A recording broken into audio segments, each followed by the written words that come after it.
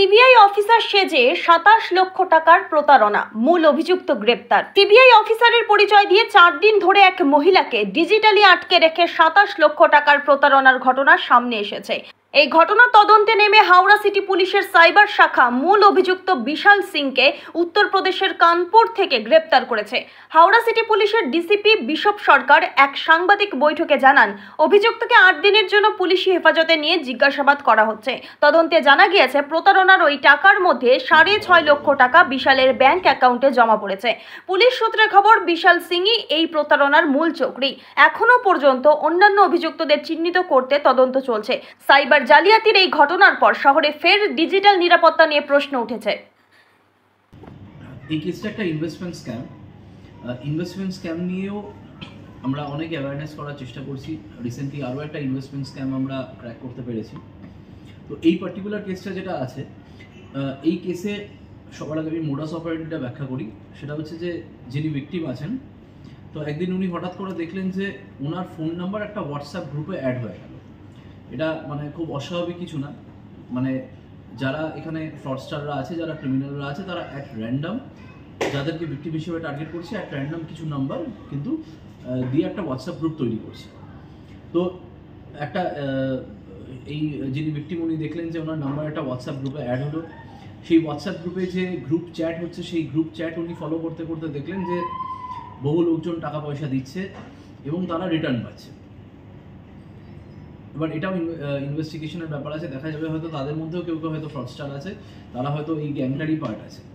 তো ইনিশিয়ালি উনি কিছু ছোটো ছোটো অ্যামাউন্ট ইনভেস্ট করতে শুরু করেন এবং সেই ছোটো অ্যামাউন্টের with high rates of interest রিটার্নও পেতে শুরু করেন। তারপর যা হয়, উনি আরও বেশি রিটার্ন পাওয়ার আশায় উনি আরও বড় ইনভেস্টমেন্ট করতে থাকেন এবং ফাইনালি উনি প্রায় 39 লাখ টাকা, অ্যারাউন্ড 39 lakhs, 39 লাখ টাকা একটা IDFC ব্যাংকে উনি ইনভেস্ট করে ফেলেন এবং তারপরেই উনি আর হোয়াটসঅ্যাপের গ্রুপের মেম্বারও থাকেন না। ওনার সাথে সব রকম কমিউনিকেশন কাট অফ করে দেওয়া হয় এবং তারপর উনি বুঝতে পারেন যে উনি প্রতারিত হয়েছেন। উনি শিবপুরের বাসিন্দা, স্ট্রেট উনি আমাদের সাইবার ক্রাইম থানাতেই আসেন এবং সাইবার ক্রাইম থানাতে এসে কমপ্লেন করার পর আমরা কেসটা শুরু করি। এখানে একটা যেটা একটু প্রবলেম হয়ে যায় সেটা হচ্ছে যে এই টাকাটা উনি দিয়েছিলেন অনেক আগে, প্রায় মার্চ মাসের লাস্ট উইকে উনি টাকাটা দিয়েছিলেন, কিন্তু উনি আমাদের কাছে কেসটা করেন মে মাসের মাঝামাঝি। তো ফলে যেহেতু যে গোল্ডেন পিরিয়ডটা আছে, আমরা অনেকটা পিরিয়ড নষ্ট, মানে আমরা কাজ করতে পারিনি। তো অ্যাজ আ রেজাল্ট আমরা হোল্ড প্রায় কিছুই করতে পারিনি, মানে এই 39 লাখ টাকার মধ্যে মাত্র 2000 টাকা আমরা ইনিশিয়ালি হোল্ড করতে পেরেছিলাম। তো তাই জন্য আমরা এই কেসে টাকা রিটার্নের চেয়েও বেশি আমরা গ্যাংটাকে হিট করতে আমরা বেশি জোর দিই। এই জোর দেওয়ার সময় ইয়েতেই আমরা এই সুরজিৎ কুমার বলে একে আমরা অ্যারেস্ট করতে পারি। সুরজিৎ কুমার অ্যারেস্ট হয়েছে দিল্লির উত্তমনগর পিএসের আন্ডারে, ওখান থেকে আমাদের টিম গেছিল। সুরজিৎকে কোর্টে প্রডিউস করা হলে ওকে মোট 6 দিনের পিসি দিয়েছে। আগেন সুরজিৎও স্বীকার করেছে যে ওই টিমের মেম্বার। বাকি টিমের কারা আছে তাদেরকে আমরা এবার ইনভেস্টিগেট করে বার করার চেষ্টা করছি। আর আগেন সুরজিৎ যেটা আছে, ও কিন্তু একদম ডিরেক্ট বেনিফিশিয়ারি আছে, মানে এই যে 39 লাখ টাকা গেছে তার মধ্যে সুরজিতের যে ব্যাংক অ্যাকাউন্ট আছে, সেই ব্যাংক অ্যাকাউন্টেই প্রায় 15,74,000 টাকা গেছে। তার মানে যেহেতু আমরা সুরজিৎকে ধরতে পারলাম, আমরা আশা করছি যে এই অ্যামাউন্টটা আমরা কিন্তু আবার কমপ্লেনেন্টকে আমরা রিটার্ন করতে পারব। এখানে একটা সুরজিৎ একটা কোম্পানির নাম চালাচ্ছিল, এটার নাম হচ্ছে ওয়েবটেক বিজনেস সলিউশনস। এই ওয়েবটেক বিজনেস সলিউশনসের নাম করে, যার প্রোপ্রাইটার সুরজিৎ নিজে ছিল এবং ওর অ্যাসোসিয়েটরা, এটার নাম করে ওরা লোকজনকে এইভাবে ইনভেস্টমেন্ট স্ক্যাম করে ফাঁসিয়ে তাদের থেকে টাকা পয়সা নিয়ে দিচ্ছিল। सर ये कहाँ से थे? ये दिल्ली से। तो ये जगह का नाम है उत्तम नगर, मतलब पुलिस स्टेशन हुआ उत्तम नगर। मतलब ये भी बाहर से ही हाँ हाँ बिल्कुल बिल्कुल। এদের এজ কিরকম হবে? দুজনের কি? সুরজিতের এজ হচ্ছে 35 ইয়ার্স। तो फिर आपको कुछ पता लगा कि वो पकड़े जाएंगे? স্যার অন্য কোশ্চেন, এরকম হওয়ার পর মানুষ গিয়ে থানায় কমপ্লেন করছে বা সাইবার ক্রাইম ডিপার্টমেন্টে কমপ্লেন করছে, তারপরও যে গ্যাসের কথা যেটা বলছেন, গ্যাস কানেকশন, এটা কিন্তু খুব পুরনো মোডাস অপারেন্ডি আছে।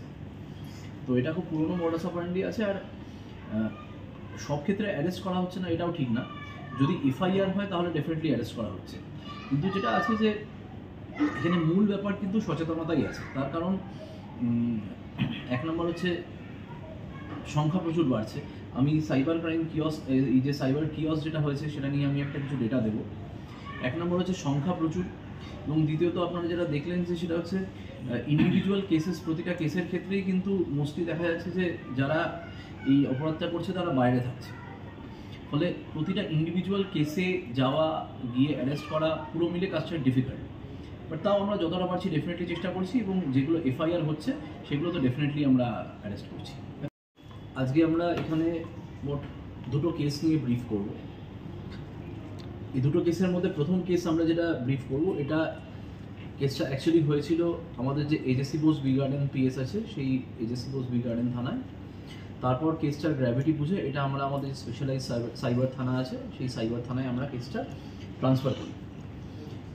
এটা যেটা আছে এটা একটা ডিজিটাল অ্যারেস্টের কেস আছে। আমরা এর আগেও ডিজিটাল অ্যারেস্টের কেসে অ্যারেস্ট করেছি আর অ্যারেস্ট করে প্রেস ব্রিফ করেছি। ব্রিফ করার মূল কারণ যেটা সেটা হচ্ছে আপনাদের মাধ্যমে আরেকটু সচেতনতা করা।